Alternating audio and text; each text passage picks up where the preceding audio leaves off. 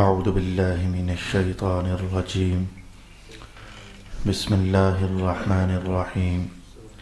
وإذ نادى ربك موسى أن ائت القوم الظالمين قوم فرعون ألا يتقون قال رب إني أخاف أن يكذبون ويضيق صدري ولا ينطلق لساني فأرسل إلى هارون ولهم علي ذنب فأخاف أن يقتلون قال كلا فاذهبا بآياتنا إنا معكم مستمعون فأتيا فرعون فقولا إنا رسول رب العالمين أن أرسل معنا بني إسرائيل قال ألم نربك فينا وليدا ولبثت فينا من عمرك سنين وفعلت فعلتك التي فعلت وأنت من الكافرين قال فعلتها إذا وأنا من الضالين ففررت منكم لما خفتكم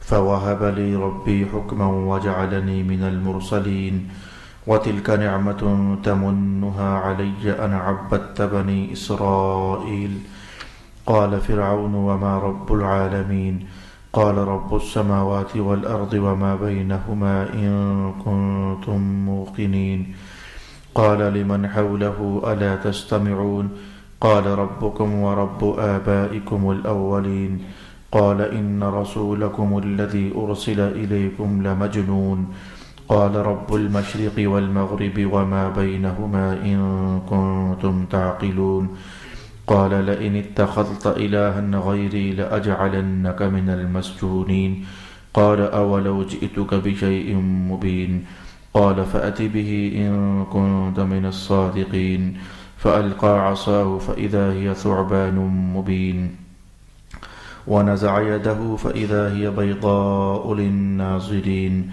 صدق الله مولانا العظيم.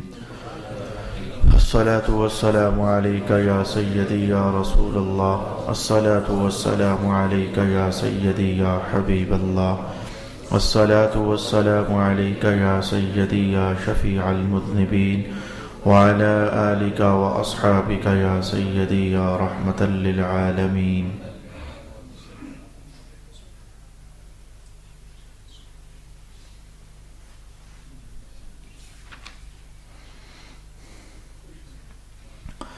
اور یاد کیجئے جب آپ کے رب نے موسیٰ کو ندا کی کہ آپ ظالم قوم کے پاس جائیے جو کہ فرعون کی قوم ہے، کیا وہ ڈرتے نہیں ہیں؟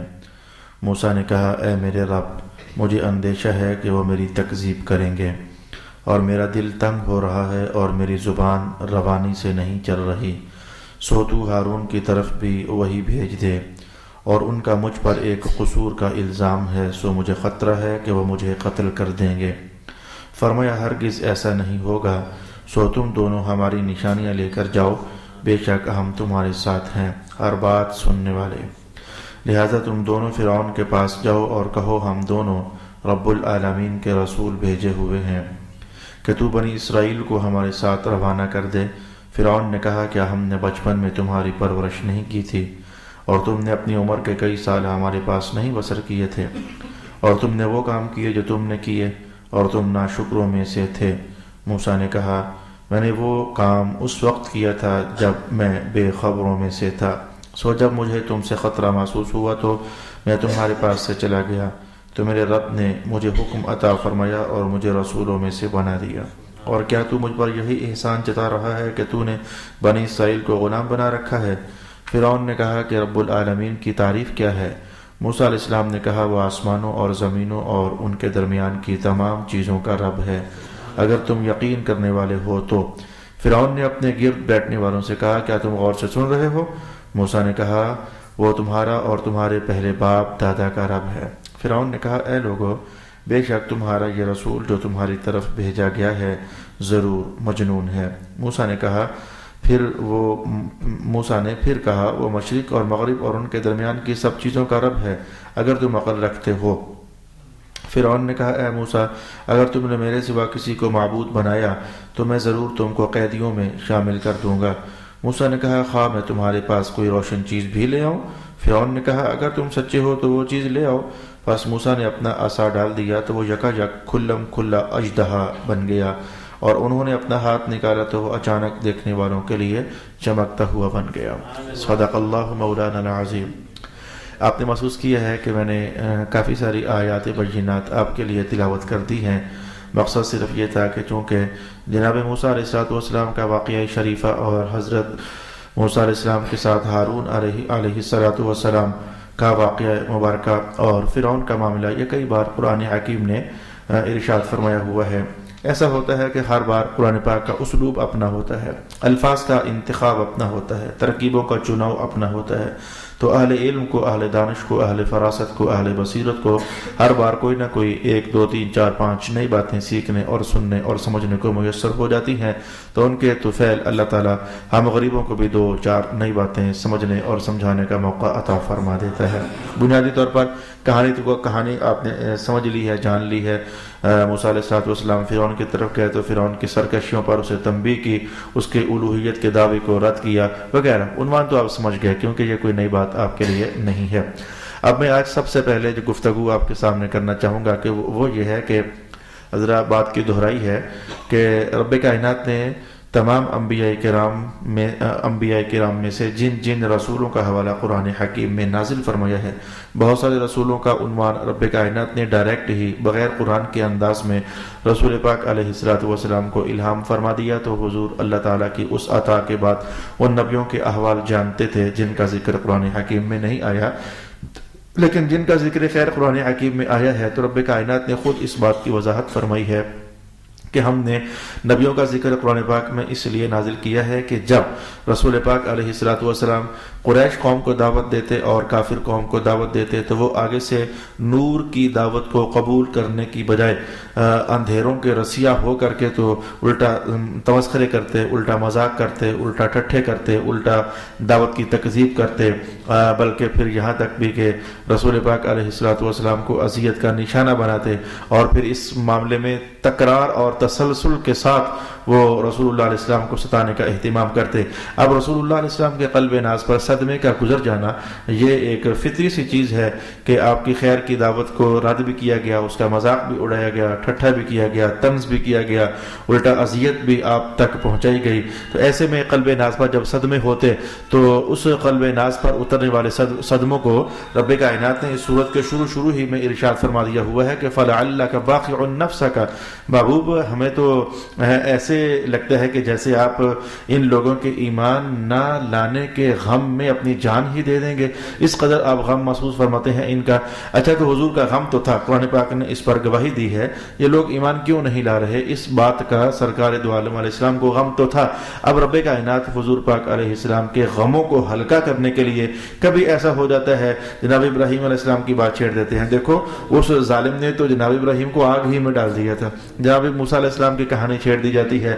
دیکھو فرعون نے کیا کیا نہیں کیا حضرت موسیٰ علیہ السلام کے ساتھ۔ کبھی حضرت یوسف علیہ السلام کا قصہ مبارکہ چھیڑ دیا جاتا ہے کہ دیکھو آپ کے بھائیوں نے تو آپ کو ظلم اور ستم کے ساتھ کنویں میں ڈالا اور وہاں سے آپ نکلے تو ایک عورت کی وجہ سے آپ کو 12 سال جیل میں رہنا پڑ گیا۔ گویا دیگر انبیاء کرام کے حوالہ جات اس لیے سرکار کے سامنے لائے جاتے ہیں تاکہ آپ کا دل تسلی میں رہے اور اطمینان میں رہے، حسب سابق اطمینان میں رہے۔ ویسے میں یہاں سے ایک جملہ حاصل کرنا چاہوں گا کہ جو بڑے ہوتے ہیں نا، بڑے، اب اللہ تعالیٰ بڑا تھا رسول اللہ علیہ السلام سے، اس میں کوئی شک بھی نہیں، ایمان بھی یہی ہے، عقیدہ بھی یہی ہے۔ رسول اللہ علیہ السلام چھوٹے تھے اللہ تعالیٰ سے، اس میں کیا شک ہے؟ بھائی ظاہر ہے اللہ اللہ ہے، رسول ہے، رسول اللہ کے بعد از خدا بزرگ تو ہی، اللہ کے بعد سب سے بڑے رسول اللہ ہی ہیں، اپنی عظمتوں میں، اپنے رفعتوں میں، اپنی شانوں میں، اپنی بزرگی میں، لیکن اللہ سے چھوٹے، رسول اللہ اللہ سے چھوٹے، اللہ رسول اللہ سے بڑا۔ میں یہاں سے یہ جملہ آج پہلا سبق آپ کو یہ بتانا چاہوں گا کہ دین حق کی راہوں میں اگر کوئی چھوٹا چل رہا ہے نا تو بڑوں کو ایک بار نہیں بلکہ کئی بار تسلی دینی پڑتی ہے اور ہمت کرے۔ اب یعنی جیسے ہمارے ہاں کوئی باپ ہے تو بچے کو، کوئی استاد ہے تو شاگرد کو، اور بچے ہمت کر یار، کوئی ایسی گالو ہوتا رہتا ہے یار، اور اس میں دل چھوڑنے والی کون سی بات ہے؟ یعنی بڑوں کو چھوٹوں کے نام کئی بار تسلی دے دینا، میں کہوں گا یہ ہے ویسے اللہ تعالیٰ کی سنت شریفہ ہے، قرآن حکیم سے اس کا یہ فائدہ حاصل کیا جا سکتا ہے۔ ایک بات تو میں یہی کہنا چاہوں گا، لہذا باپوں کو، جن باپوں کے بچے خاص کر کے دین پاک کی راہوں میں چلنے والے ہیں، سکولوں کی راہوں میں رکاوٹیں نہیں ہوتی ہیں، سکولوں کی راہوں میں بچوں کو پڑھنے کے لیے کوئی رکاوٹیں نہیں ہوتی. نالائق سے نالائق بچہ بھی ہو نا تو ایک بڑا الٹا سیدھا لفظ بولنے لگا ہوں, وہ بھی سال کے بعد بوٹی لگا کر پاس ہو جاتا ہے. یہ بوٹی پتہ ایک شے ہوتی ہے, لاہور کی زبان میں بولی جاتی ہے. بوٹی وہ آپ سمجھ گئے ہوں گے کیا ہوتی ہے, لگاتے جو لگاتا رہا ہے اسے پتہ چل جاتا ہے, یا سنا تو ہوتا ہے یہ بوٹی کیا ہوتی ہے. لیکن دین پاک کی راہوں میں بڑی رکاوٹیں ہوتی ہیں. تو بڑوں کو چھوٹوں کے لیے کئی بار تسلی دینا. میں ایک سبق یہ کہنے کے بعد اب میں اگلے سبق کی طرف بڑھ جانا چاہوں گا. میرے دوست دوسری بات یاد رکھنا کہ ہر ماحول کی کہانی ہے. قرآن پاک سے میں ایک عجیب سا استدلال آپ کو بتانے لگا ہوں, ہے سچا سا, قرآن پاک کی باتیں سچی سی ہیں. قرآن پاک سے ایک عجیب سا استدلال آپ کو بتانے لگا ہوں. سن لو کہاں سے بتانے لگا ہوں. رب کائنات نے کہا وَإِذْ نَادَىٰ رَبُّكَ مُوسَىٰ, آپ کے رب نے, محبوب پیارے آپ کے رب نے آواز دی موسیٰ علیہ السلام کو, آپ آئیے ایک ظالم قوم کے پاس, فرعون کی قوم, تو آپ آئیے ان کے پاس اور ان کو سمجھانا ہے. تو بھائی یاد رکھنا کہ ہر ماحول میں ایسا ہوتا ہے.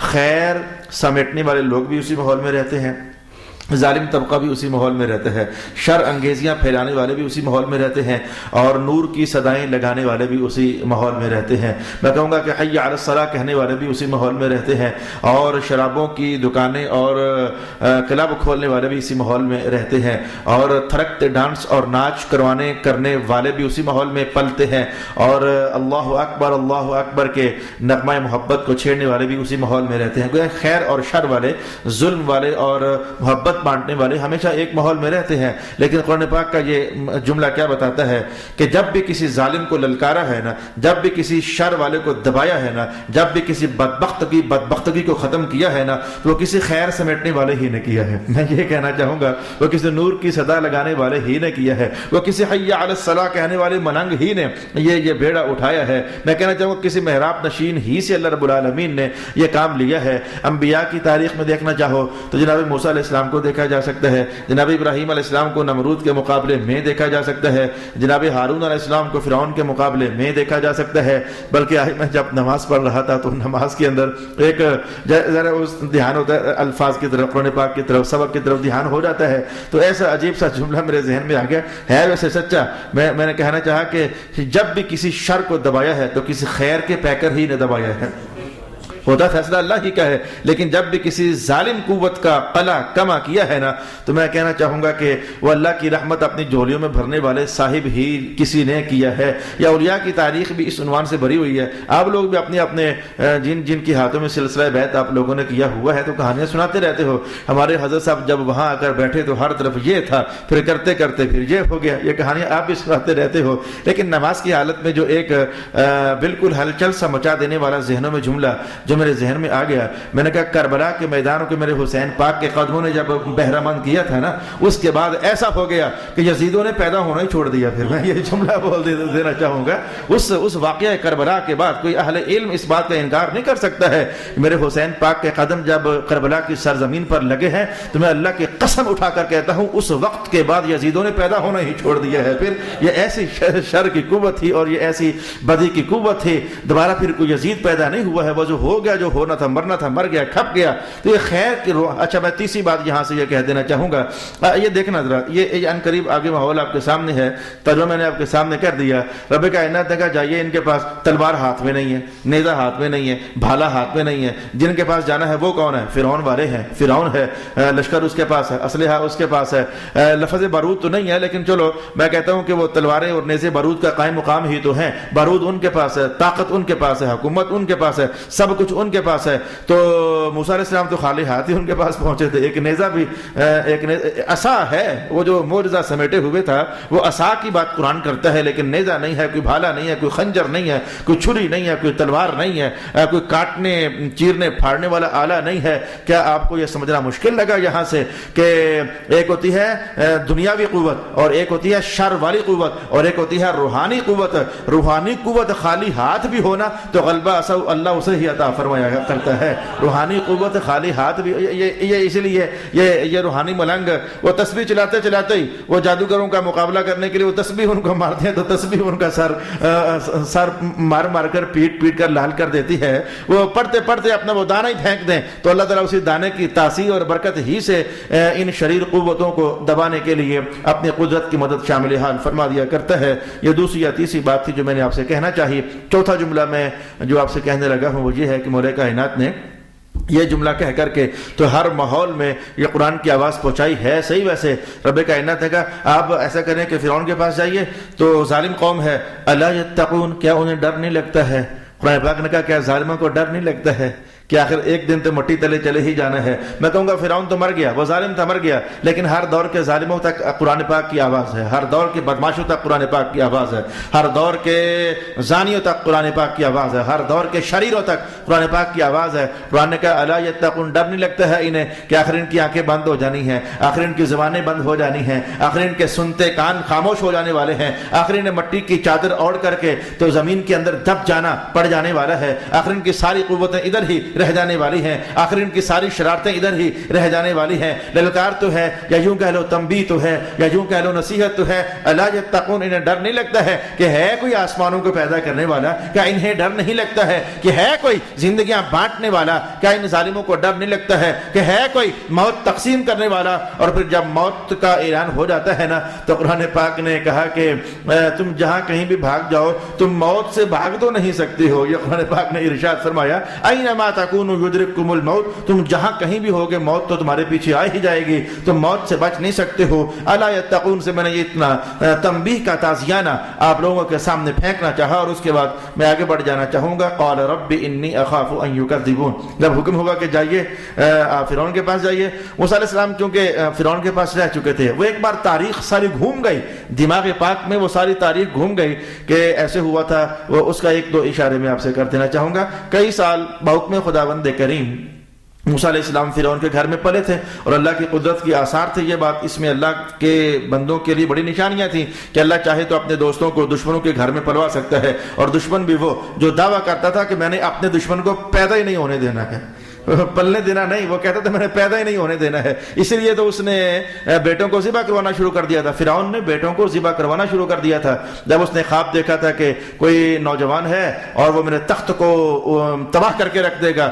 نجومیوں نے کہا کہ اسی قوم سے بچہ پیدا ہوگا, جوان ہوگا, تیرا ستیہ ناش کر کے رکھ دے گا. اس نے کہا میں پیدا ہونے ہی نہیں دوں گا, پیدا ہوں گا تو میں اسے جوان ہی نہیں ہونے دوں گا. ذبح کروانے اس نے شروع کر دیے تھے. تو رب کائنات نے کہا اب طاقت تو اللہ کی ہے, غلبہ تو اللہ کا ہے, قدرت تو اللہ کی ہے. اللہ پیدا بھی کرے گا اور اسے تیرے گھر میں پالے گا بھی, اور تیرے گھر میں رکھے گا بھی, اور تیرے گھر میں رکھے گا, اسے پالے گا. تو ایسا وہ تو اللہ کی قدرت کی نشانی تھی. لیکن موسیٰ علیہ السلام کو یاد آ گیا کہ میں فرعون کے گھر میں رہا ہوں. پھر یہ بات بھی یاد آ گئی کہ ایک دن ایک فرعونی بندہ اور ایک میں موسیٰ کی قوم بنی اسرائیل کا بندہ, یہ ان کی آپس میں لڑائی ہو رہی تھی. تو 20واں سپارہ ہے. تو میرا قوم کا بندہ تھا, اس نے کہا تھا مجھے بچائیے. تو میں نے بچانے کے لیے ایک مکہ لگایا تھا اس قبطی کو, فرعون کو ایک مکہ لگا دیا تھا. حالانکہ مکوں سے بندے مرتے نہیں ہوتے, میں نے تو سمجھانے کے لیے, تعذیب کے لیے اور ان دونوں کو الگ کرنے کے لیے, اس کے ظلم سے اس کو روکنے کے لیے ایک مکہ لگایا تھا, لیکن ان کا بندہ مر گیا تھا. تو اس کی کہانی بھی مفسرین نے بیان کی ہے. وہ بندہ موسیٰ علیہ السلام کے مکے سے نہیں مرا تھا, وہ میں بتاتا ہوں وہ کیا کہانی کیا تھی. موسیٰ علیہ السلام کے مکے سے نہیں مرا تھا, اس کے پیچھے کہانی اور تھی. بھائی دیکھو آپ کے سامنے ایکسیڈنٹ ہو گیا اور بندہ بچ بھی گیا, ایکسیڈنٹ ہو گیا, لتیں بھائی اس کی ٹوٹ گئیں لیکن بچ گیا. لیکن کسی کا ایکسیڈنٹ ہو گیا تو وہ مر گیا.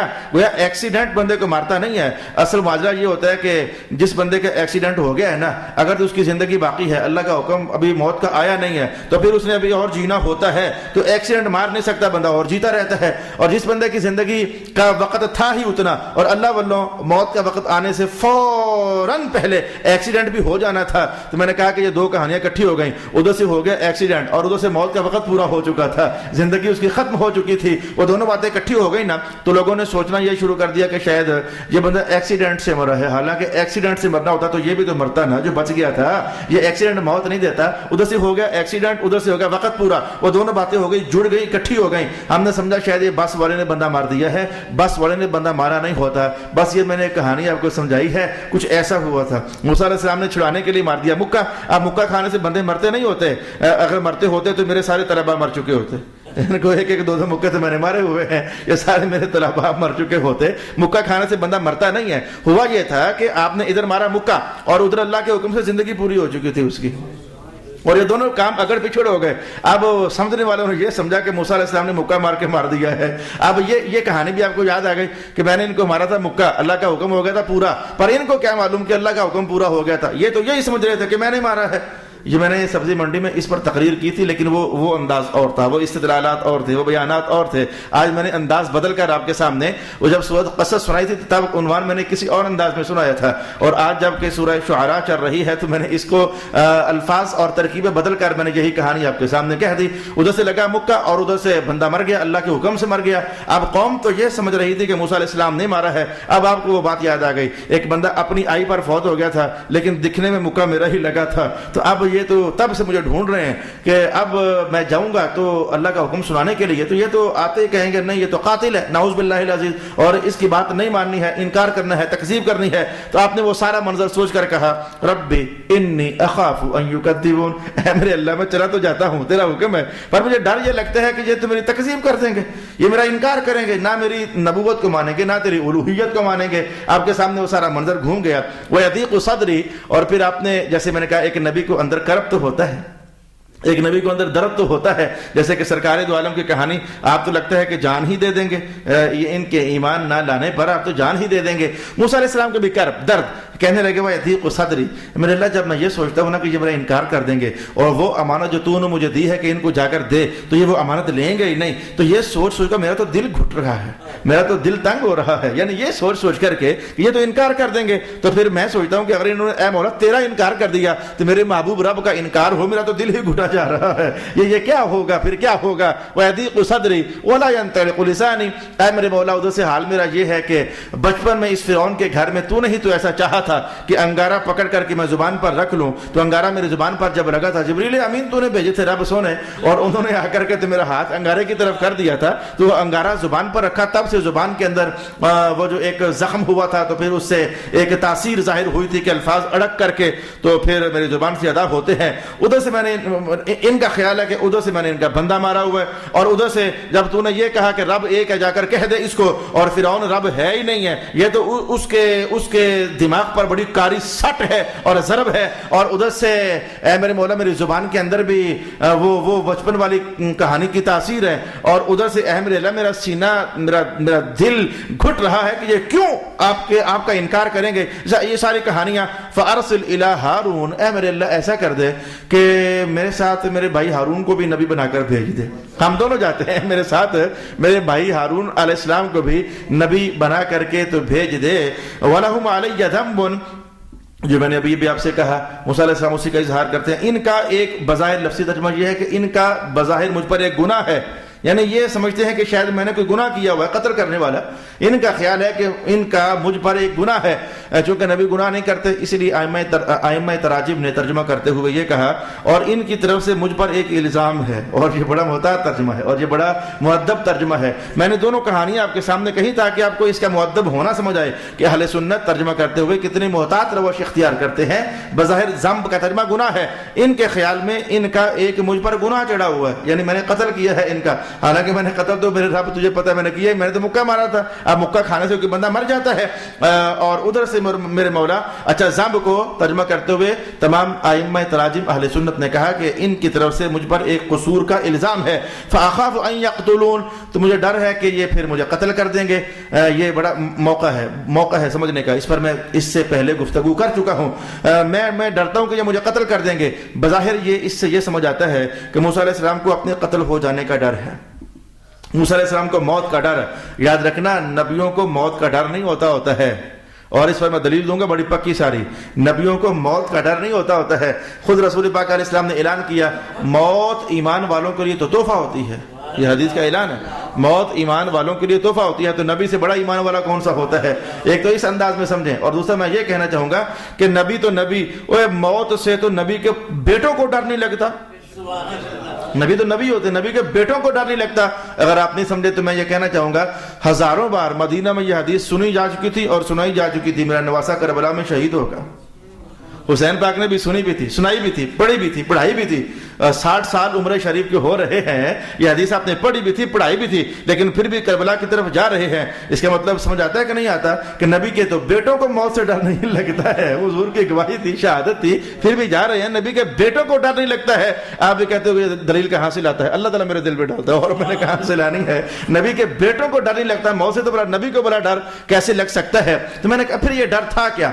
یہ ڈر پھر تھا کیا؟ جو میں نے کبھی لمبی کر کے کہانی آپ کو سنائی تھی، آج مختصر کہنے لگا ہوں، اور اس سے پہلے میں نے اشارہ دیا بھی ہے۔ موسیٰ علیہ السلام کو ڈر اصل میں اس بات کا تھا، اے میرے اللہ تو نے امانت دی ہے کہ میں الوہیت کا پیغام ان کو سناؤں اور ان کو کہوں کہ تم رب نہیں ہو، تم غلط انسان ہو، میں جا کر ان کو یہ بات سناؤں، تو اے میرے مولا یہ تو موقع بنے گا تو سناؤں گا نا۔ انہوں نے تو مجھے دیکھتے ہی پکڑ لینا ہے، پکڑ کر مجھے قتل کرنے کا سوچ لینا ہے۔ اگر مجھے قتل کر دیا گیا پھر مجھے ڈر یہ ہے کہ وہ جو امانت میں لے کر نکل رہا ہوں وہ امانت ان تک پہنچے گی کیسے؟ وہ ڈر اس بات کا ہوتا ہے، قتل ہونے کا ڈر نہیں ہوتا، خوف اپنے مر جانے کا خوف نہیں ہوتا، بلکہ وہ خوف اس بات کا تھا کہ پھر امانت کیسے آگے پہنچائی جائے گی۔ وَلَهُمْ عَلَيَّ ذَنْبٌ فَأَخَافُ أَن يَقْتُلُونَ قَالَ كَلَّا۔ اللہ اکبر۔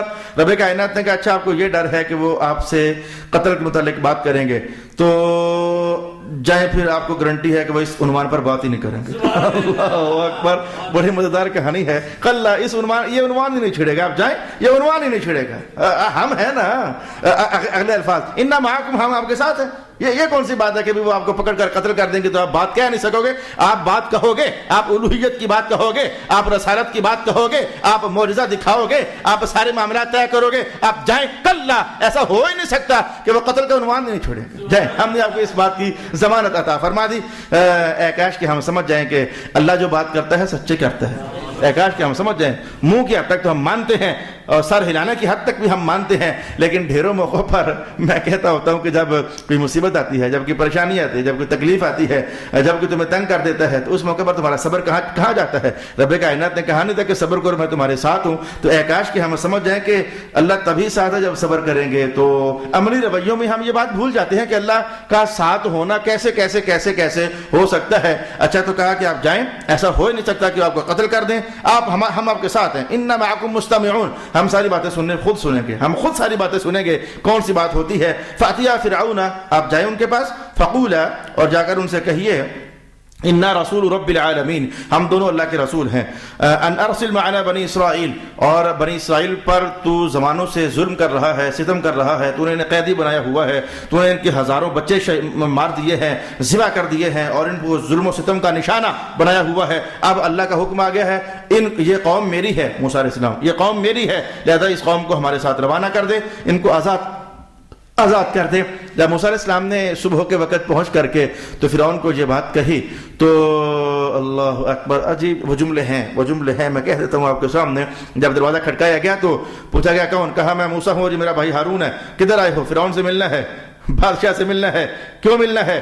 اس لیے ملنا ہے کہ وہ جھوٹا ہے، ہم اللہ کے بھیجے ہوئے سچے رسول ہیں، اس لیے کہ وہ جھوٹا ہے۔ اب جب وہ جو کارندے تھے انہیں یہ بات کہاں ہضم تھی، وہ فرعون کی الوہیت کی جے پکارنے والے، وہ جا کر اندر پیغام پتہ کیا دیتے ہیں؟ باہر کوئی پاگل آیا ہے، اللہ اکبر، باہر کوئی پاگل آیا ہے اور کہتا ہے فرعون جھوٹا ہے۔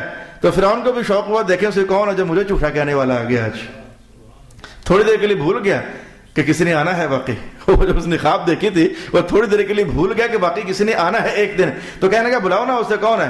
تو جب اندر موسیٰ علیہ السلام داخل ہوئے تو چہرے کی وہی روشنیاں جو کئی سال پہلے فرعون نے دیکھی تھی، چہرے کی وہی تابانیاں، وہی رونقیں، وہی اللہ کے نور کے جلوے، تو دیکھتے ہی پہچان گیا۔ کہنا کہ الم نربک فینا ولیدا، آپ وہی ہے نا جن کو بچپن کے اندر ہمارے گھر پلنے کا موقع حاصل ہوا، وہی ہے نا آپ؟ الم نربک فینا، لگے آپ احسان بھی جتلایا اور یاد بھی کروایا، آج آپ ہمارے خلاف بولنے کے لیے آ گئے؟ آپ کو یاد نہیں ہے کہ بچپن میں ہمارے گھر رہتے رہے ہو؟ الم نربک فینا ولیدا، بچپن کی حالت میں کیا آپ ولیدن، بچپن ولد اسی سے بنا، کیا آپ بچپن کی حالت میں ہمارے ہاں پلتے نہیں رہے؟ وَلَبِثْتَ فِينَا مِنْ عُمُرِكَ سَنِينَ، آپ وہی ہے نا کہ بہت عرصہ ہمارے گھر رہے ہیں، آپ یاد آیا آپ کو؟ پھر یہ کہنے کے بعد کہنے لگا وَفَعَلْتَ فَعَلَتَكَ الَّذِي فَعَلْتَ، پھر بھی آپ نے وہ کام کر دیا تھا، وہ ایک بندہ مار دیا تھا ہمارا، وَفَعَلْتَ فَعَلَتَكَ، لیکن صاف صاف قتل کرنے کا نہ کہا، پھر آپ نے وہ کام کر دیا، وَأَنْتَ مِنَ الْكَافِرِينَ، اور آپ نے پھر ناشکری کر دی۔ ناشکری کا معنی کیا تھا؟ سب ہمیں رب مان رہے ہیں، ایک آپ ہے جو نہیں مان رہے، ناشکری کر دی ہماری، کم از کم جس کا کھایا اس کو مانتے تو صحیح، ناشکری کر دی، آپ نے وہ کام کر دیا پھر ناشکری کر دی۔ موسیٰ علیہ السلام نے کہا کہ فعلتها اذن، میں نے جو وہ کام کیا تھا نا، وہ جو قتل ہوا تھا مجھ سے، فعلتها اذن، جو میں نے کام کیا تھا، وانا من الضالین، میں تو بے خبروں میں سے تھا، مجھے کیا معلوم تھا کہ میں ادھر مکہ ماروں گا اور ادھر سے اللہ کا حکم بھی پورا ہو جائے گا ساتھ ہی، مجھے کیا معلوم تھا کہ ایسا ہو جانے والا ہے؟ اگر مجھے پتا ہوتا تو میں نہ مارتا مکہ، یہ میرے تو علم میں نہیں تھا کہ ادھر سے ماروں گا مکہ اور ادھر سے اللہ کا حکم پورا ہو جائے گا اور اس نے مر جانا ہے. وَأَنَا مِنَ الضَّالِينَ, میں بھی بے خبروں میں سے تھا. ایک بات تو یہ ہے, مانا کیا تھا کہ میں نے اسے آمدن قتل نہیں کیا, میں نے اسے ظلماً قتل نہیں کیا, بس اتنی سی بات ہوئی. وہ جو موسیٰ علیہ السلام یہ سوچ رہے تھے کہ ان یقتلون, مجھے قتل کر دیں گے, رب کائنات قتل نہیں کریں گے, ہرگز قتل نہیں کریں گے, آپ جائیں, ہرگز قتل نہیں کریں گے. تو اتنی سی بات ہوئی, بس بات ختم ہو گئی. فَفَرَرْتُ مِنْكُمْ لَمَّا خِفْتُكُمْ, پھر جب میں نے محسوس کیا کہ تم لوگ میرے پیچھے پڑ گئے ہو تو میں پھر وہاں سے چلا گیا شعیب علیہ السلام کے پاس. فَوَهَبَ لِي رَبِّي حُكْمًا, پھر رب کریم نے مجھے علم عطا فرمایا. وَجَعَلَنِي مِنَ الْمُرْسَلِينَ, اور پھر مجھے رسولوں میں سے کر دیا. وَتِلْكَ نِعْمَةٌ تَمُنُّهَا عَلَيَّ أَنْ عَبَّدْتَ بَنِي إِسْرَائِيلَ. جملہ عجیب و غریب ہے, اس لیے اس کو سمجھنے کے لیے حسن بصری کچھ اور فرما رہے ہیں, علوسی کچھ اور فرما رہے ہیں, رازی کچھ اور فرما رہے ہیں. مختلف مفسرین نے اس کو مختلف انداز میں بیان کیا, اور میں چاہوں گا کہ ان کی باتیں سمجھانے سے قبل آپ کو ماحول تو بنا کر بتاؤں کہ جملہ آخر عجیب و غریب کیوں ہے. یہ بات جڑتی نظر نہیں آتی ہے, اسی لیے کسی نے یوں سمجھا, کسی نے یوں سمجھا, کسی نے یوں سمجھا, کسی نے یوں سمجھا, لیکن ہے دلچسپ کہانیاں. سب کو جوڑ کر میں دو کو باتیں آپ کے سامنے کہنا چاہوں گا. بھئی دیکھیں بات کیا تھی. فرعون نے کہا کہ دیکھیں ہاں ہم نے آپ کو بچپن میں کھلایا پلایا ہے, یہ ہمارا احسان ہے آپ پر, آپ ہمارے ہاں کافی عرصہ رہے ہیں, ہماری شفقتیں ہیں آپ کے ساتھ, وغیرہ وغیرہ وغیرہ. تو اس نعمت کو, اس احسان کو بھول گئے ہیں آپ. تو اور درمیان میں جو اس نے یہ جملہ بھی بولا تھا, اور پھر آپ نے وہ ایک بندہ بھی. تو موسیٰ علیہ السلام نے جواب دیا, وَتِلْكَ نِعْمَةٌ تَمُنُّهَا, یہ نعمت ہے جس پر تم مجھ پر احسان جتلا رہا ہے, یہ نعمت ہے مجھ پر جو احسان جتلا رہا ہے. تو جو کرنا یار, خواجہ حسن بصری کا قول سب سے پہلے لا رہا ہوں, خواجہ حسن بصری کا قول سب سے پہلے لا رہا ہوں. اس نے کہا کہ آپ ہمارے پاس پلے ہیں, آپ نے ہمارا کھایا ہے, آپ ہمارے گھر میں رہے ہیں. پہلے اس بات کو نبیڑ لیتے ہیں, آپ ہمارے گھر میں رہے ہیں. وَتِلْكَ نِعْمَةٌ, آپ جواب میں کہتے ہیں وَتِلْكَ نِعْمَةٌ, یہ نعمت ہے جو تو گنوا رہا ہے کہ آپ ہمارے گھر پلے ہیں, آپ نے ہمارا کھانا کھایا ہے, کافی عرصہ ہمارے پاس رہے ہیں. جواب دیا جا رہا ہے یہ نعمت ہے, یہ احسان ہے تیری طرف سے مجھ پر. جملہ آگے, ان عبدت بنی اسرائیل, تو نے تو میری ہی قوم کو غلام بنایا ہوا تھا. جملہ سننا غور کے ساتھ, جملہ سننا غور کے ساتھ. اللہ کرے خواجہ حسن بصری کی بات آپ کو سمجھ آ جائے. یہ بات ایک دم سے بظاہر کوئی ایسا چلاؤ نہیں بن رہا کہ ایزیلی بات سمجھ آ جائے. بھئی پھر سمجھے, میں بے قرار ہوں کہ یہ جملہ ہم ایسے ہی گزر نہ جائیں. فرعون نے کہا کہ دیکھیں آپ نے ہمارے گھر میں کھانا کھایا ہے, بہت عرصہ ہمارے گھر میں رہے ہیں.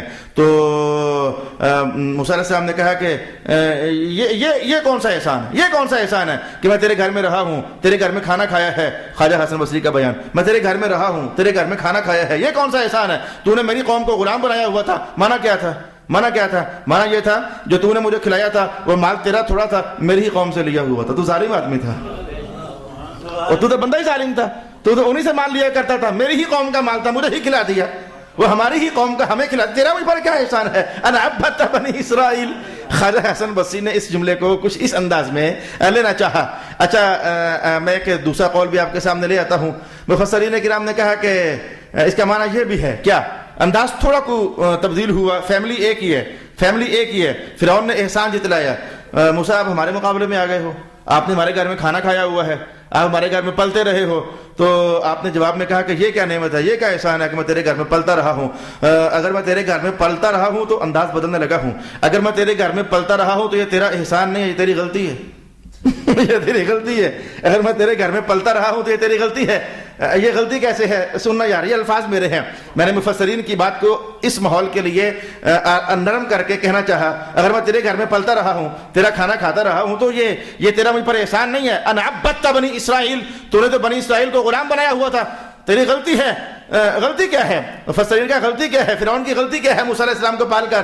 آپ نے گویا کہ فرمایا, نہ تو میری قوم کو غلام بناتا ہے اور وہ ہوتی آزاد, جہاں رہتی وہاں رہتی, نہ تو غلام بناتا, نہ ظلم کرتا, نہ اللہ کو رحم آتا, نہ اللہ تجھے خواب میں دکھاتا کہ کوئی تجھے ہی اسی قوم سے اٹھ کر مار دے گا, نہ تو بچے ان کے ذبح کرتا, نہ تو ان کو اپنے پاس رکھتا. اگر وہ آزاد ہوتے تیرے پاس انہوں نے ہونا ہی نہیں تھا, انہوں نے اپنے کہیں علاقے میں ہونا تھا, تیرا کوئی اپنا علاقہ ہونا تھا, تو نے ان پر کیا ظلم, اپنا غلام بنا کے رکھا. رب نے کہا اچھا اب میں انہی میں سے ایک تجھے ذبح کرنے کے لیے پیدا کر دوں گا نا. یہ تیری اپنی غلطی تھی, تو نہ ان کو غلام بناتا, تو ان کو آزاد رہنے دیتا, جہاں رہتے اپنی مرضی سے رہتے, تو نے ان کو پکڑ پھر کر غلام بنا دیا، جس کے نتیجے میں پھر ایسا ہوا کہ پھر مجھے تو پیدا ہونا ہی تھا، پھر مجھے تو اللہ نے تیرے گھر میں رکھنا ہی تھا، پھر مجھے تو ان کو آزاد کروانے کے لیے بھیجنا ہی تھا۔ اچھا یہ ایک دوسرا انداز تھا اس جملے کو سمجھنے کے لیے۔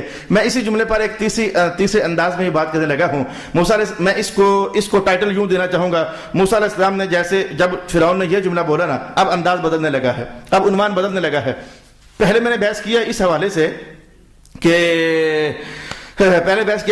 کہ آپ ہمارے گھر میں پلتے رہے ہو، کھانا کھاتے رہے ہو، تو میں نے اس جملے کو اس کا جواب بنایا، اور میں نے کیا بنایا؟ مفسرین نے بنایا۔ اب میں انداز بدلنے لگا ہوں۔ فرعون نے کہا اور پھر آپ نے وہ کام کر دیا، ایک بندہ مار دیا، پھر آپ نے وہ کام کر دیا، ایک بندہ مار دیا۔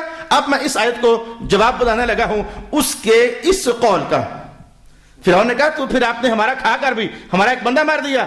موسیٰ علیہ السلام نے کہا انا عبدت بنی اسرائیل، میں نے تو ایک مکہ مارا تھا، بندہ مارا نہیں تھا، مکہ مارا تھا، چلو بقول تیرے میں نے بندہ مار دیا، تو میں نے ایک بندہ مارا، مجھ سے باتیں کر رہا ہے، جو تو نے میری قوم کے 70,000 مار دیے وہ کہاں گئے؟ انا عبدت بنی اسرائیل۔ انداز بدل دیا قرآن پاک نے۔ تو چاہو تو ادھر سے جوڑو، چاہو تو ادھر سے جوڑو، بات ہے تو صحیح۔ میں نے حالانکہ قتل کیا نہیں ہے، میں نے تو تعذیباً ایک مکہ ہی مارا تھا، اور مکہ کھانے سے بندہ مرتا نہیں ہے، چلو ایک بندہ بقول تیرے میں نے مار ہی دیا، صحیح، تو میں نے تو ایک مارا، تو مجھ سے باتیں کرتا ہے کہ فعلت الذی فعلت، آپ نے وہ کام کیا تھا، یعنی قتل کرنے والا، تو میں نے تو ایک کیا اور بقول تمہارے میں نے ایک کیا ہے، اور تم نے تو ہماری قوم کے ہزاروں بندے مار دیے ہیں، وہ تجھے خیال نہیں آتا ہے؟ یہ اس انداز میں بھی اس جملے کو سمجھا گیا ہے۔ قال، اب فرعون کو سمجھ رہی کہ یہ تو جیسے کہ میں بول دوں، یہ جملہ اس نے بولا نہیں تھا لیکن ماحول سمجھا رہا ہے، یار یہ تو بڑا پڑھا لکھا بندہ ہے، اس سے تو بات کرنا ہی مشکل ہے، یہ تو بڑا پڑھا لکھا بندہ ہے، بات کرنا ہی مشکل ہے۔ بھائی اس کا حوالہ خود قرآن حکیم نے کہا نہیں ہے، فَوَهَبَ لِي رَبِّي حُکْمًا، اللہ نے مجھے علم دیا ہے، فَوَهَبَ لِي رَبِّي حُکْمًا، اللہ نے مجھے علم دیا ہے، وَجَعَلَنِي مِنَ الْمُرْسَلِينَ، اور مجھے رسولوں میں سے بنا دیا ہے۔ اب یہ جملہ پیچھے ہے کہ قرآن پاک کو سمجھا رہا ہے، تو میں نے کہا ماحول کریٹ ہو رہا ہے کہ وہ سمجھ گیا کہ یار یہ تو بندہ بہت پڑھا لکھا ہے، یہ ایسے تو قابو نہیں آئے گا۔ اس نے پینترا بدلا، اور پینترا بدل کر کہا اچھا آپ آئے کدھر ہو، بتاؤ کدھر آئے ہو؟ انداز اس نے بدل دیا، چلو چھوڑو ان کو، جو ہوا سو ہوا، ہم نہیں کہتے چلو چھوڑو سو ہوا، جو ہوا سو ہوا، اگلی بات کرو آئے کدھر ہو۔ اس نے کہا چھوڑو ان باتوں کو، جو ہوا سو ہوا، بتاؤ کہ آپ آئے کدھر ہو؟ کہا رب کی بات لے کر آئے ہوں۔ کہا ہمارا رب العالمین، کہ کون سا رب؟ اس کی ڈیفینیشن بیان کرو، رب ہے کون؟ رب میں ہی ہوں، میرے سوا کون؟ انا رب العالمین، رب تو سب جہانوں کا میں ہوں، تو رب کون رب؟ کس رب کی بات کرتے ہو؟ میرے سوا کوئی اور رب بھی ہے؟ یہ آپ نے کیا بول دیا؟ انجان جان بوجھ کر بنا ہوا تھا، میسا بنا ہوا تھا، پتا اسے کہ میں رب شب کوئی نہیں ہوں، لیکن یہ آپ کس رب کی بات کرتے ہیں؟ اب موسیٰ علیہ السلام بھی دانا تھے، وہ ماتھا دے کر دل کی کہانیاں پڑھنے والے تھے۔ آپ کو یہ مذاق ہے کوئی؟ میں کہتا ہوں کہ موسیٰ علیہ السلام کو رب کا ہر نبی صاحب بصیرت ہوتا ہے، صاحب کمال ہوتا ہے، صاحب فراست ہوتا ہے۔ موسیٰ علیہ السلام تو وہ ہیں، موسیٰ علیہ السلام تو وہ ہیں، ابھی حکم آیا ہی نہیں تھا، پہلے سے جانتے تھے انہوں نے پڑھنے کوئی نہیں ہے۔ سمجھ رہی کہانی؟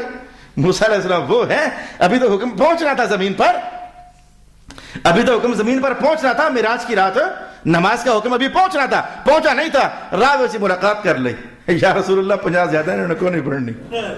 کہانی یاد آ گئی ہے نا؟ موسیٰ علیہ السلام وہ ہیں۔ میں نے آپ کو صرف یہ اس حدیث سے یہ جملہ سمجھانا چاہا کہ وہ موسیٰ علیہ السلام یہ سمجھ گئے اب معاملہ، اب مقابلہ ہونے لگا ہے، اب باتوں میں مقابلہ ہونے لگا ہے۔ یہ کہتا ہے رب کون سا ہے؟ موسیٰ علیہ السلام نے پہلا علمی جواب دیا، ہر جواب علمی تھا، لیکن پہلا علمی جواب ایسا دیا کہ جیسے ابراہیم علیہ السلام نے نمرود کے سامنے کہا تھا، وہ جملہ یاد آ گیا ہوگا، ابراہیم علیہ السلام نے نمرود کے سامنے کہا تھا میرا رب جو ہے وہ زندگی دیتا ہے تو موت دیتا ہے، اس انے کو سمجھنا آئی، بیوقوف کو، نمرود کو، تو اس نے کہا یہ کام تو میں بھی کر سکتا ہوں۔ موسیٰ علیہ السلام نے کہا رب السماوات والارض وما بینہما، جو میرا رب ہے، جو رب ہے نا، رب تو پوچھتا رب کون ہوتا ہے؟ رب وہ ہے جس نے آسمانوں کو بنایا، آسمان والوں کو پالا، زمین والوں کو پالا، اور جو کچھ آسمان و زمین میں ہے ان سب کو پالا، رب تو وہ ہوتا ہے۔ مانا یہ تو یہ پہلی سٹ تھی، اور تو کبھی آسمان پر گیا نہیں، تو رب کیسا ہے؟ آسمان والے کھاتے کہاں سے ہیں، پیتے کہاں سے ہیں؟ تیرا ان سے کوئی لنک نہیں ہے، تعلق نہیں، تو کیسا رب ہے؟ تو انہیں کیسے پال سکتے ہے؟ تیری تو وہاں تک رسائی نہیں ہے۔ جو سچا رب ہوتا ہے کوئی آسمان پر ہے، کوئی زمین پر ہے، کوئی تحت الثری ہے، رب سب کو جانتا بھی ہے، سب کو کھلاتا بھی ہے، سب کو پالتا بھی ہے۔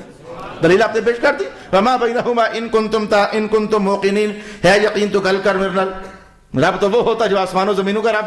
اچھا اب فرعون کو سمجھ آ رہی تھی کہ رب کا معنی اسے پتا تھا، حاصل کلام جو اوروں جو سب کی ساری ضرورتیں پوری کرے، یہ میں نے آج آپ کو بالکل حاصل کلام والا معنی بیان کر دیا. رب وہ ہوتا ہے جو سب کی ساری ضرورتیں پوری کرے. اب فرعون کو اس بات کا پتہ تھا کہ میں تو ایسا نہیں کرتا ہوں، بلکہ میں نے تو اسی موسیٰ کی قوم کو اپنا قیدی اور غلام اور جانوروں سے بھی بدتر سلوک کرتا ہوں، ان کے ساتھ ضرورتیں پوری کرنا تو عنوان ہی الگ ہے، میں تو ان کو بنیادی حقوق بھی نہیں دیتا ہوں. جو آپ نے یہ کہا تو اب اس نے مذاق کر دیا، آگے سے موسیٰ علیہ السلام کی اس دلیل کے مقابلے میں مذاق کر دیا. جیسے ہم نہیں کہتے اوہ کیا لے سنو بھائی کیا کہہ رہا ہے بھائی، لو دیکھو یہ کون سی بات کر دی. اپنے اردا گرد بیٹھنے والوں کو کہنے لگا حولہ، جو اردا گرد تھے، الا تستمعون، سنا جائے کہ آندہ سنا جائے. لے دوستو اے بھائی رب آسمانوں اور زمین کا ہوتا ہے، دیکھو رب میں ہوں تو کہتا ہے کہ رب آسمانوں اور زمین کا، ٹھٹھا کر دیا. فرعون نے مذاق کر دیا. موسیٰ علیہ السلام سمجھ گئے کہ اب یہ نا اس کو شرمندگی ہوئی ہے اور اس کو پوری بات سمجھ آئی بھی نہیں ہے، اس کی آسمانوں زمین تک رسائی نہیں ہے، اسے پتہ ہی نہیں ہے کہ آسمانوں میں کوئی رہتا بھی ہے کہ نہیں ہے، زمین کے نیچے کوئی رہتا، اسے پتہ ہی نہیں ہے. اب آپ نے پتہ کیا دلیل پیش کر دی؟ ایسی دلیل تھی کہ جس نے فرعون کی مت مار کر رکھ دی. دلیل پیش کرنے لگا ہوں آپ کے سامنے. یہ واقعہ پہلے بھی آپ نے سنا ہوا ہے، لیکن ہر بار مفسر جیسے بیان کریں گے ہم ویسے پڑھ لیتے ہیں. بات یہ ہے، اب آپ نے کہا کہ ربکم ورب آبائکم الاولین، اس کے ٹھٹھے اور مذاق کی توجہ ہی نہیں کی، آپ نے پرواہ ہی نہیں کی. یعنی آپ بالکل اسٹیٹ، رب وہ ہے جو آسمانوں کا رب، زمین کا رب، اس سے مذاق کر دیا. سنا جائے کہ بیان دینے مذاق کیا نا، مذاق پر توجہ نہ کی. کہ ربکم ورب آبائکم الاولین، میں کیا کہتا ہوں چھوڑ اس گل کو. بات یہ ہے کہ تیرا بھی رب، تیرے ابے کا بھی رب، تیرے دادے کا بھی رب. میرا رب وہ ہے جو تیرا بھی رب، تیرے ابے کا بھی رب، تیرے دادے کا بھی رب. اب اس میں نے کہا بڑی مت مار کے رکھ دی. مت پتہ کیا مار کے رکھ دی؟ اگر توجہ کرو گے تو آپ کو سمجھ آ جائے گی کہ فرعون کی مت مارے گی، چٹنی بن گئی اس کی سوچ کی. کیسے؟ رب کون ہوتا ہے جو سب کو پالے؟ موسیٰ علیہ السلام نے کہا میرا رب جو تیرے ابے کا بھی رب ہے، تیرے دادے کا بھی رب ہے، تیرے پردادے کا بھی رب ہے. مانا کیا تھا؟ رب وہ ہوتا ہے جو پتہ ہے نا کہ رب کون ہو، جو سب کو پالے. بتا جب تیرا دادا تھا تو تھا ہی نہیں، تو اسے پالا کس نے پھر؟ یہ بتا مجھے. جب تیرا پردادا تھا تو تب تھا ہی نہیں، تو اپنے دادے کے بعد، ابے کے بعد جا کر پیدا ہوا. جب تیرا صرف دادا تھا، تیرا ابا بھی وجود میں نہیں تھا، تو وہ بھی کسی نے پالا تھا نا، تو تھا نہیں. اگر تو رب ہوتا تجھے وہاں ہونا چاہیے تھا اور تو وہاں تھا نہیں. تو اب بتا کہ تیرے دادے کو پالا کس نے، تیرے پردادے کو پالا کس نے؟ جب تیرا پردادا، تیرا دادا بھی نہیں تھا اس وقت، تو تیرا ابا بھی اس وقت نہیں تھا. تو اگر تو رب ہوتا تو تجھے اپنے ابے کے زمانے میں بھی موجود ہونا چاہیے تھا تاکہ اس کو پالتا. اپنے دادے کے زمانے میں بھی موجود ہونا چاہیے تاکہ اس کو پالتا. اپنے پردادے کے زمانے میں بھی موجود ہونا چاہیے تاکہ اس کو پالتا. اور جب تیرا پردادا تھا، دادا تھا، تو تھا ہی نہیں، تو رب کیسے ہو گیا؟ ربکم ورب آبائکم الاولین. میرا خیال ہے کہ جملے کی علمی لطافت آپ کو ذوق دے گئی ہوگی قدرے کہ واقعی ہر گل تو سوچنے والی ہے کہ رب تو وہ ہوتا ہے جو ہر دور کے ہر انسان ہی کو نہیں، رب وہ ہے جو ہر دور کی ہر مخلوق کو پالتا ہے. صرف انسانوں کی کہانی نہیں ہے، ما بینہما، زمین و آسمان میں جو کچھ ہے ہر ایک کو پالتا ہے، ہر دور میں پالتا ہے، ہر زمانے میں پالتا ہے. تو اگر تو رب ہے تو اپنے دادے کے دور میں تو تھا کہاں یہ بتا، اپنے پردادے کے دور میں تو تھا کہاں مجھے یہ بتا.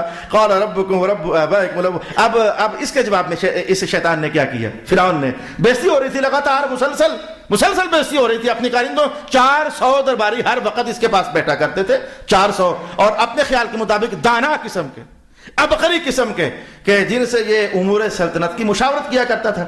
اب جب یہ سنا تو اس نے کیا کر دیا؟ کہنے لگا ان رسولکم الذی ارسل الیکم لمجنون. مجھے پاگل لگتا ہے، باتیں کس طرح کی کرتا ہے، مجھے کوئی پاگل لگتا ہے.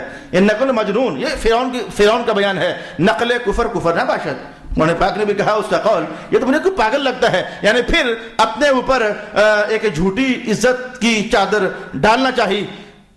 سمجھ نہیں آ رہی ہے کیا کہہ رہا ہے، جیسے کہ باقی سارے بھی سمجھنے کہ واقعی بندہ گل ٹھیک نہیں کر رہا، موسیٰ علیہ السلام گل ٹھیک نہیں کر رہا، باقی سارے بھی یہی سمجھیں. تو کہا کہ یہ مجھے پاگل لگتا ہے. موسیٰ علیہ السلام نے اس کی پرواہ بھی نہ کی کہ تو نے مجھے پاگل کہہ دیا، تو نے مجھے مجنون کہہ دیا، اس بات کی پرواہ بھی نہ کی. کہا اگلی گل بھی سن، رب المشرق والمغرب وما بینہما. رب وہ ہے جو مشرق کا بھی رب، مغرب کا بھی رب، اور مشرق اور مغرب میں جو کچھ ہے ان سب کا رب. ان کنتم تعقلون، عقل کام نہیں کرتی تیری؟ اس کے تمسخر کا پرواہ نہیں، اس کے ٹھٹھے کی پرواہ نہیں. اس نے گالی دے دی، مجنون کہہ دیا، پرواہ نہیں. بس میں خطیبوں کو یہی کہنا چاہوں گا، میں تو بس اتنا ہی کہنا چاہوں گا. اور ہمارے مشائخ نے ہمیں یہی پٹیاں پڑھائی ہیں، یہی سبق پڑھائے ہیں. اور پتہ جواب دینے میں فائدہ کیا ہے؟ کوئی تمہیں پاگل کہے تو یہ کہے تو وہ، تمہیں جواب دینے میں فائدہ تو اپنا کام کرو یار. جزائیں ساری اللہ کے پاس، نتیجے سارے اللہ کے پاس، فیض سارا اللہ کے پاس، فضل سارا اللہ کے پاس، بخشش ساری اللہ کے پاس، علم سارا اللہ کے پاس. تم اپنا وقت ضائع کرتے ہو، وہ تو چلا ہو گیا اپنا وقت ضائع کر رہا ہے تمہارے خلاف، تمہیں کیا ہو گیا؟ تم اس کے خلاف کیوں وقت ضائع کرو گے؟ میں کہوں گا یہ پیغمبرانہ بصیرت سمجھے قرآن پاک سے. اس نے کہا یہ پاگل ہو گیا، کہا چھوڑ اس بات کو، چھوڑ، پاگل ہوں کہ نہیں، رب المشرق والمغرب. اس نے کہا، فرعون نے کہا کہ سن دے کی بیان دینے، کہا اس گالوں میں چھڑ، تیرا بھی رب، تیرے ابے دا بھی رب، تیرے دادے کا بھی رب، اس بات کو چھوڑ دوں. جو میں عنوان لے کر آیا ہوں اس بات، اپنے فوکس رکھنا، اپنی طبیعت کو اپنے ٹارگٹ پر فوکس رکھنا کہ میں نے یہ ہدف حاصل کرنا ہے. ماحول کچھ بھی ہو جائے، امام حسین پاک نے یہی کیا تھا، ماحول کچھ بھی ہو جائے میں نے اپنا ٹارگٹ اچیو کرنا ہے. حسین پاک نے یہی کیا تھا. نبیوں کا یہ سبق ہے، یہ میں کہوں گا پیغمبروں کا دیا ہوا راستہ ہے، اور میں کہوں گا یہ اہل بیت کرام کا دیا ہوا راستہ ہے کہ تم جو مرضی کو، مجھے اپنا کام کرنے دو. رب تیرا، تیرے باپ کا، تیرے دادا کا، مشرق کا رب، مغرب کا بعد، آسمانوں کا رب، زمین کا رب، رب رب کر دی. موسیٰ علیہ السلام نے رب رب کر دی. کہاں صرف اس رب کی جے پکاری جاتی تھی، کہاں موسیٰ علیہ السلام نے رب رب کر دیا. سر رب وہ قال لئن اتخذت، جھنجھلا گیا، پریشان ہو گیا. میں اس کی توجہ پھیرنا چاہتا ہوں، یہ پھر اسی رب کی بات کرتا ہے. میں اسے گالی دیتا ہوں، یہ توجہ ہی نہیں کرتا ہے. میں اس کا مذاق اڑاتا ہوں، یہ توجہ ہی نہیں کرتا ہے. اب اسے دھمکی کی طرف آ گیا، دھمکی کی طرف آ گیا، کہنے لگا لئن اتخذت الہا غیری لاجعلنک من المسجونین، اگر میرے سوا کسی کو رب مانا میں قید میں ڈال دوں گا، جیل میں ڈال دوں گا. اس کی جیل بڑی خطرناک تھی. موسیٰ علیہ السلام جو کہ جانتے تھے، اس لیے اس نے جیل کا حوالہ دیا. اور وہ جو بات تھی نا، وہ یہ نہیں کہہ رہا تو نے ہمارا بندہ مارا ہے، ہم آپ کو قتل کر دیں گے. رب نے کہا تھا ایسا ہوئے گا نہیں. وہ ادھر نہیں آتے ہیں کہ ہم قتل کر دیتے ہیں، آپ نے ہمارا بندہ مارا ہوا ہے. کل تک اللہ کے بندے پیچھے چھوڑے ہوئے تھے، پکڑ کر لاؤ. آج خود آگے ہیں تو مار نہیں رہا. 20واں سپارہ کہتا ہے بندے چھوڑے جاؤ، پکڑ کے لاؤ موسیٰ کو، اس نے ہمارا بندہ مار دیا. کل تک ڈھونڈ رہے تھے قتل کرنے کے لیے، آج خود آئے ہوئے ہیں. لیکن قتل کہتے ہیں میں قید میں ڈال دوں گا. مارنے کی بات کیوں نہیں کرتا؟ اس لیے نہیں کرتا کہ رب نے کہا تھا مار نہیں سکتا آپ کو، قتل نہیں کر سکے گا. کلا، ایسا ہرگز نہیں ہو سکے گا. قال ولو جئتک بشیء مبین، اس نے کہا میں قید میں ڈال دوں گا. شاید ڈر جائے. موسیٰ علیہ السلام ڈرنے والی کہانی تھے کوئی نہیں. موسیٰ علیہ السلام ڈرنے والی کہانی کوئی نہیں. آپ نے اگلی بات، اچھا تو اگر میں آپ کو کوئی روشن نشانی بتا دوں پھر بتاؤ مانے گا کہ نہیں مانے گا. یعنی ادھر توجہ ہی نہیں کہ تو مجھے قید میں ڈال دے گا، ادھر دھیان ہی نہیں کہ تو مجھے قید میں ڈال دے گا، ادھر توجہ ہی نہیں. کہا اگر میں تجھے کوئی دلیل دوں تو پھر مانے گا. اولو جئتک بشیء مبین. اب اس کا خیال یہ تھا کہ یہ تو خالی ہاتھ ہے. فرعون کا خیال یہ تو خالی ہاتھ ہے، یہ کیا اس کے پاس ہے جو مجھے دکھائے گا. اس نے فوراً کہا دکھا کیا ہے تیرے پاس. اللہ اکبر. آپ نے کہا اچھا. فالقى عصاه، اور تجربہ تو ہو چکا تھا، وہ وادی میں تجربہ تو ہو چکا تھا. لاٹھی ڈالی زمین پر، وہ بن گیا سانپ، اور دم کی کنارے پر کھڑا ہو گیا. اژدہا وہ دم کے کنارے پر کھڑا ہو گیا. کھڑا ہو کر اس نے منہ کھولا، اور جب اس نے منہ کھولا تو فرعون اس میں آسانی سے آ رہا تھا. چیخ کر کہنے لگا اسے تو ہٹاؤ، میں بات سنتا ہوں، ہٹاؤ تو صحیح پہلے اسے. اور ائمہ تفسیر نے کہا پہلی بار آج اس کو، فرعون کو آج پہلی بار ایسا ہوا. کیسا؟ پہلے کبھی اس کو ایسا نہیں ہوا تھا.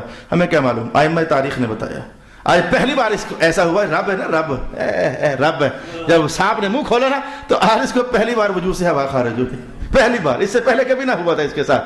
ائمہ تفسیر نے کہا اس کے وجود سے ہوا خارج ہوئی، اور کہنے لگا اسے تو پیچھے پہلے کر، سنتا ہوں پھر تیرے رب کی بات. موسیٰ جھنجھلا کر کے اسے تو پہلے پیچھے کر، ایسے رب منواتے ہیں. اس نے تو کہا فَإِذَا ثُعْبَانٌ مُبِينٌ. اچھا ابھی وہ اس معاملے کو پوری طرح سمجھ نہ پایا تھا. آپ نے اپنے مبارک ہاتھ بغل میں دبایا، نکالا تو سورج کی طرح روشنیاں نکل رہی.